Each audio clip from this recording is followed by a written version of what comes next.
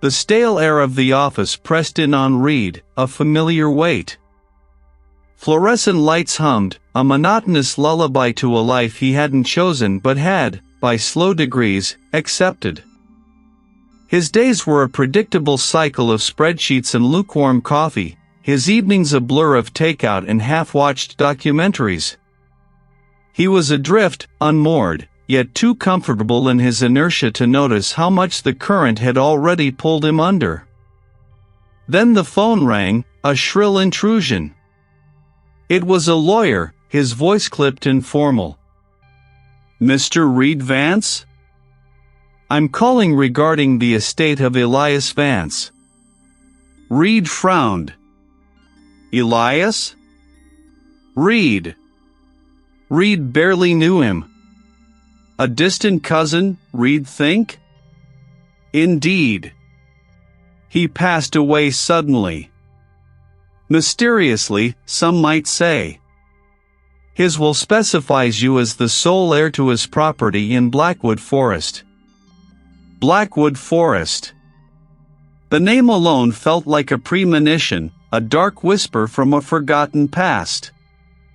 Reid had vague memories of his grandmother mentioning an eccentric uncle who lived off the grid. He'd never imagined he'd inherit anything from him. A cabin, the lawyer continued, deep in the woods. Very isolated. Are you interested in claiming it? Reid hesitated. Isolated, you say? Completely. No neighbors for miles. No cell service, either. But it's yours, Mr. Vance. And it comes with a history. A history. The words echoed in Reid's mind as he drove, the mundane world receding with every mile. The highway gave way to winding backroads, then to a barely there dirt track swallowed by an ancient, oppressive forest. Sunlight struggled to penetrate the dense canopy of oak and pine, casting the world in a perpetual twilight. The air grew heavy, smelling of damp earth, decaying leaves, and something else, something metallic and faintly sweet, like old blood. The track ended abruptly at a clearing. And there it was. A single, massive iron door, pocked with rust and age, was set into the front. It looked less like a home and more like a tomb. A shiver traced Reid's spine. He killed the engine. The sudden silence was profound, broken only by the rustle of unseen things in the undergrowth and the faint, rhythmic drip. Drip. Drip from somewhere deep within the structure. He stepped out, the gravel crunching under his boots, a sound that seemed deafening in the stillness. A faint, almost imperceptible hum vibrated in the ground beneath his feet, a low thrum that settled in his bones. He approached the door, his hand trembling as he inserted the key. It turned with a groan that echoed like a dying man's last breath. The interior was a single, large room, choked with dust and the scent of mildew, stale air, and that same metallic tang. Sparse, heavy furniture, a table, 2 chairs, a narrow cot, stood like silent sentinels. There were no visible windows from the inside, only thick, unyielding walls of stone. It was as if the place was meant to keep something in, not merely keep the elements out. Only the drip, drip, drip answered him, a little louder now, somewhere behind the far wall. He spent the first few days in a haze of unpacking and disquiet. The cabin, as he stubbornly called it, felt less like an inheritance and more like a burden. He tried to clean, but the dust seemed to regenerate, clinging to everything like a fine shroud. The strange occurrences began subtly. A floorboard would creak upstairs, but there was no upstairs. A faint scratching sound, like claws on stone, would emanate from the walls, only to cease the moment he stopped to listen. He'd leave a book on the table, only to find it on the cot an hour later. A cup he'd used would be moved to a different shelf. He rationalized it, of course. Old house settling, he'd mutter to himself, just my imagination playing tricks. But the seed of doubt had been planted, slowly germinating in the fertile ground of his isolation. One evening, while trying to light the old oil lamp, there was no electricity. As the lawyer had warned, his fingers brushed against a loose panel in the side of the crude wooden desk. Curiosity overriding his growing apprehension, he pried it open. Inside, nestled amongst cobwebs and dried leaves, was a small, leather-bound journal. The cover was worn smooth, the pages brittle with age.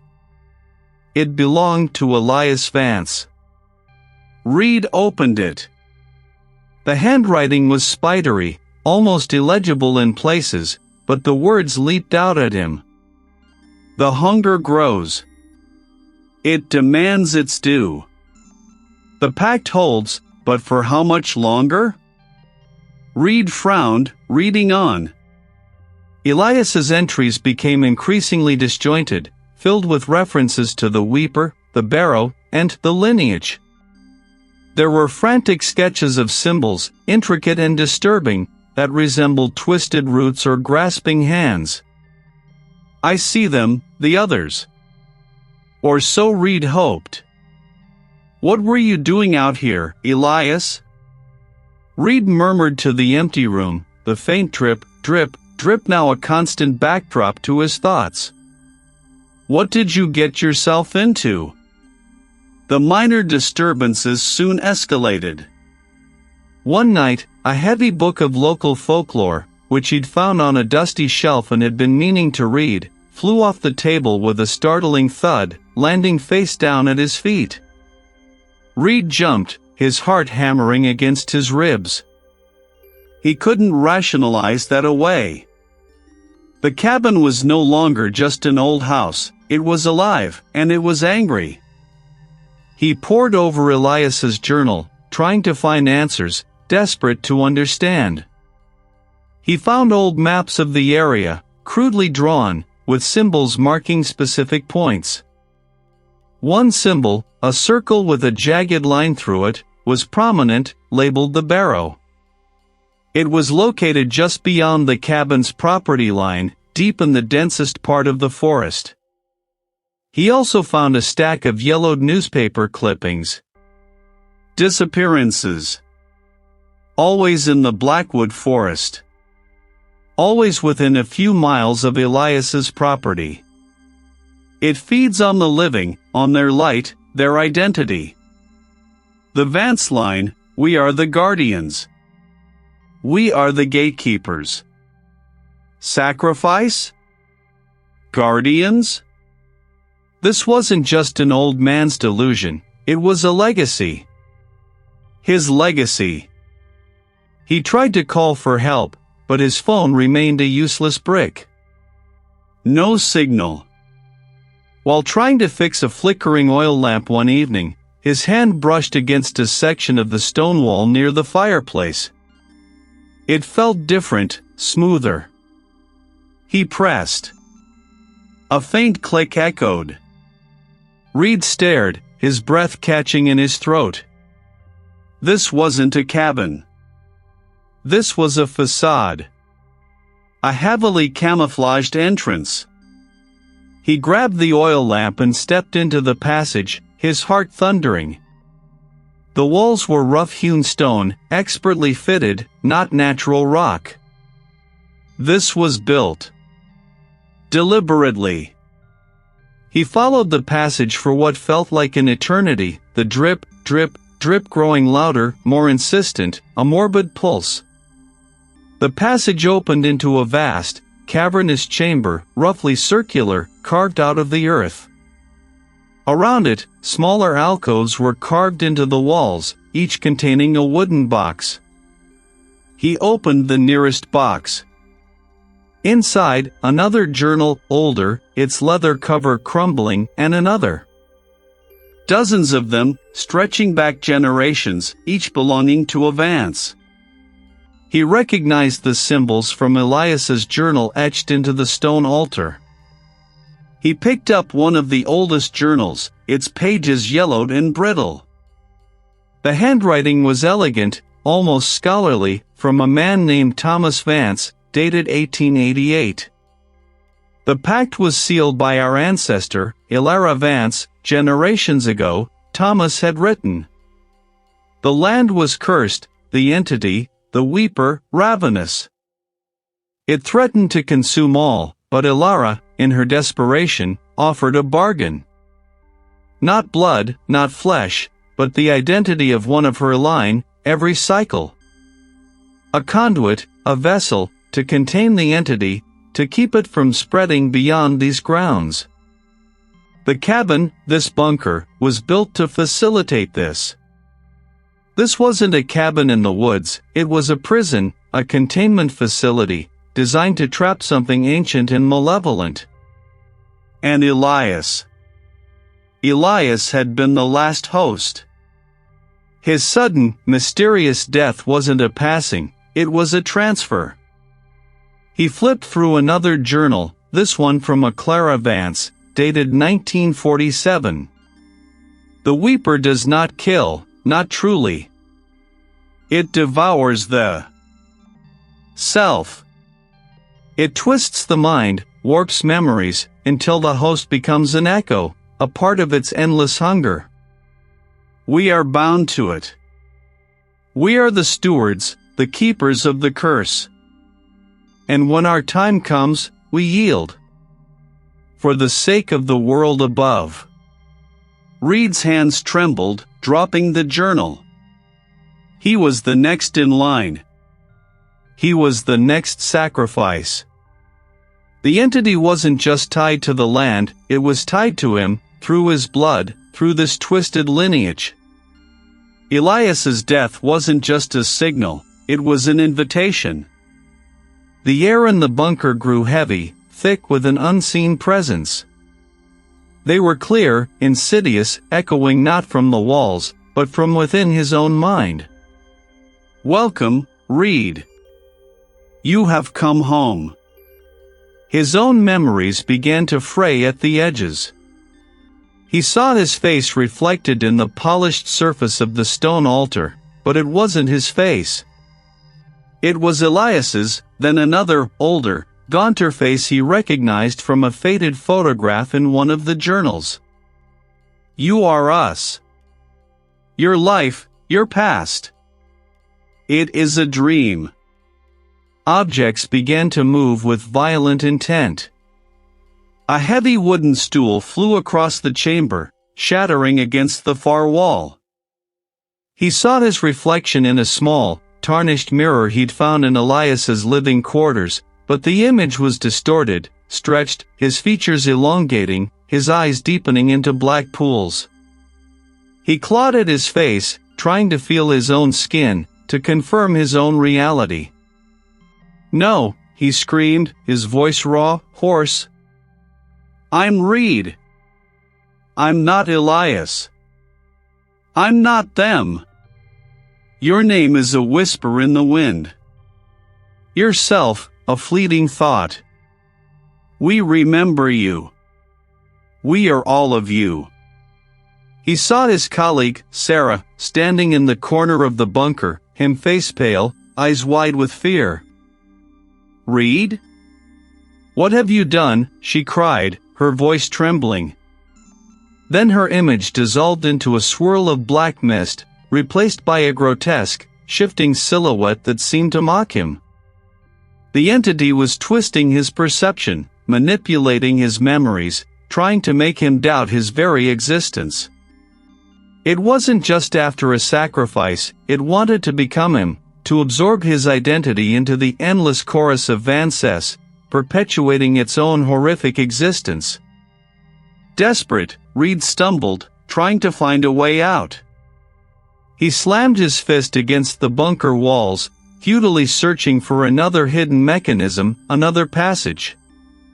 He tried to destroy the journals, tearing at their brittle pages, but they resisted, like ancient hide, and the symbols on the altar glowed with a faint, malevolent light, mocking his efforts. The bunker itself seemed to shift around him, the corridors twisting, doors appearing where there were none, then vanishing.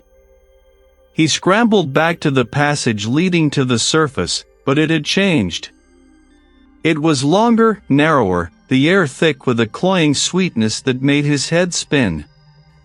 He could hear faint sounds from above ground now, not the wind, not the rustling leaves, but faint, mournful wails, like the cries of lost souls.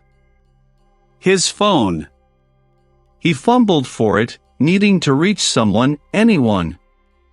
He found a brief, miraculous flicker of signal. It's Reid Vance. Elias Vance. The cabin. It's not what it seems. There's something here. Something ancient. It's trying to take me. There was a pause, a crackle of static. Then, the detective's voice, calm, almost dismissive. Mr. Vance? You sound distressed. Are you all right? There's nothing unusual about that property. Elias Vance passed away from natural causes. Just an old man, alone in the woods. You should get some rest. The voice was too calm, too detached, almost echoing the entity's own placid cruelty. It sounded distorted, as if coming from a great distance, or through a thick, suffocating veil. No!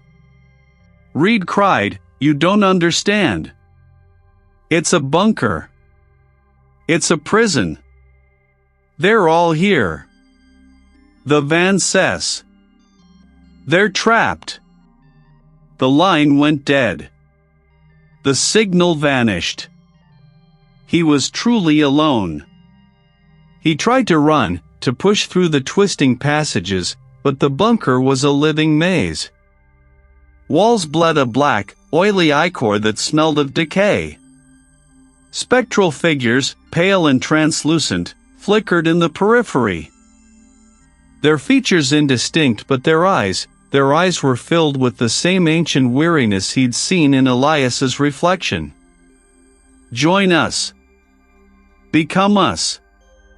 Reid stumbled into the central chamber again, exhausted, his sanity fraying like old rope. He looked at his reflection in the altar, and this time, there was no single face staring back. It was a shifting mosaic of faces, Elias, Thomas, Clara, countless others, their features merging, dissolving, reforming. You are ours. You are us. You are the weeper.